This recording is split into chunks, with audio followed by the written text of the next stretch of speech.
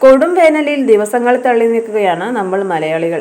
എത്ര ഫാനിട്ടിട്ടും AC ഇട്ടിട്ടും മതിയാവാതെ നമ്മൾ പാടുപെടുമ്പോൾ ഇവിടെ ഒരാൾ കാണാൻ ചന്തമുള്ള ഒരു അടിപൊളി ഏറുമാടം ഉണ്ടാക്കിയിരിക്കുകയാണ്.